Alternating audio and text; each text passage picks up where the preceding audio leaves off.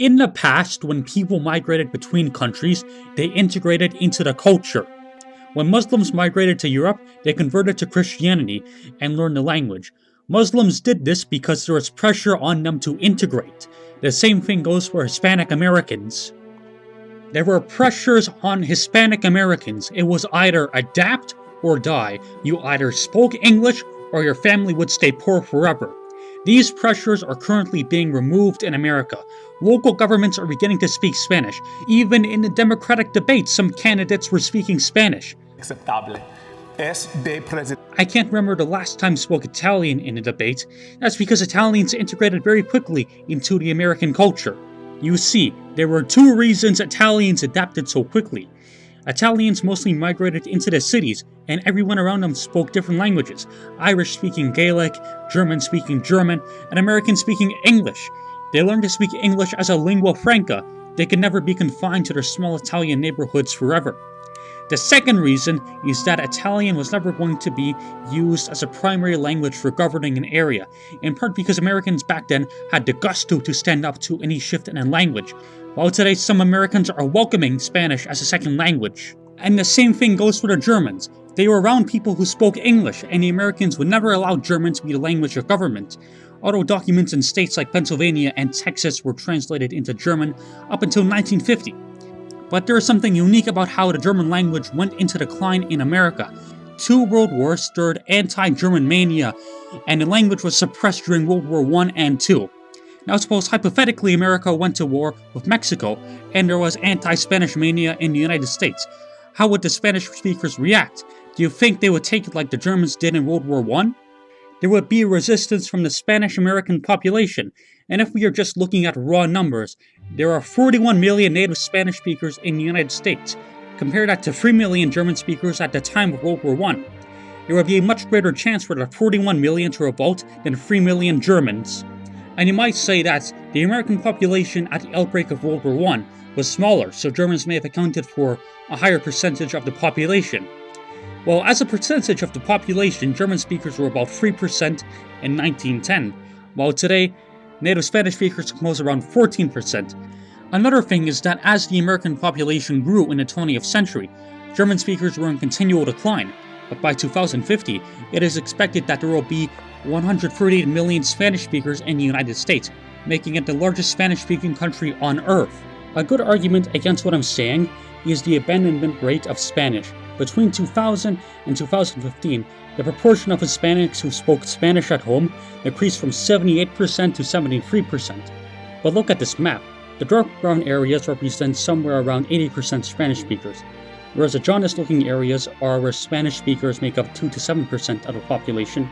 About 52% of Hispanics live in Texas, California, and New Mexico, and Arizona, while 48% live in the rest of the United States.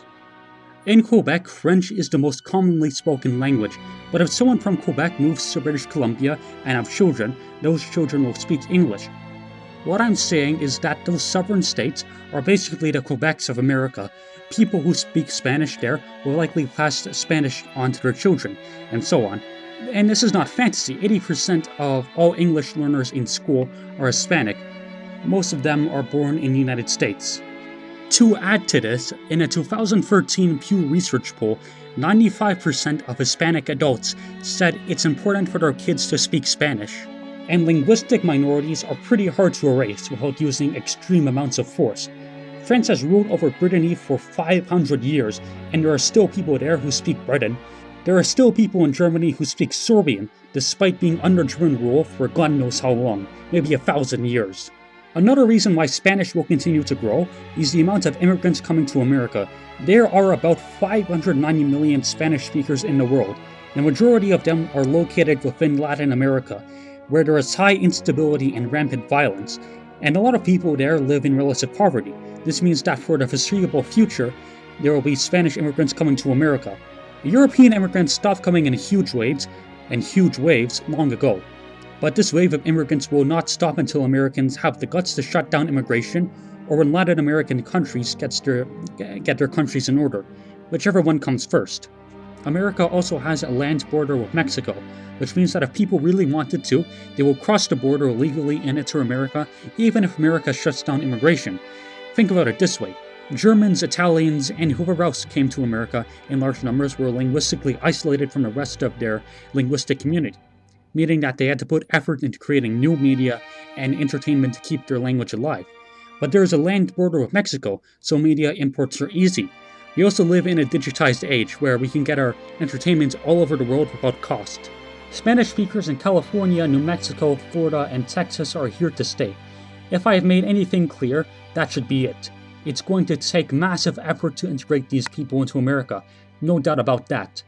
America will become a bilingual country much in the same way that Canada is. And Canadians who are watching this will understand the troubles that come with a bilingual state, chief among them being disagreements between the two populations. For example, in World War II, there was a conscription crisis. Anglo-Canadians wanted conscription, but French Canadians said not. And it was very clear that if the federal government instituted conscription onto Quebec, there would be trouble. There's a great cartoon that illustrates this. All provinces in Canada say yes, except Quebec, who says no. Now imagine this in the United States, where Anglo-American states say yes, but Hispanic American states say no. There is no rational argument for multiculturalism. A multicultural state must essentially be neutral to all cultures within its borders if it is to be stable. But the only state which has managed to maintain multiculturalism without major tensions is Switzerland. But the Swiss model is very precise. It has been developed over hundreds of years, so applying it to America as a solution to Spanish becoming a minority language won't be easy.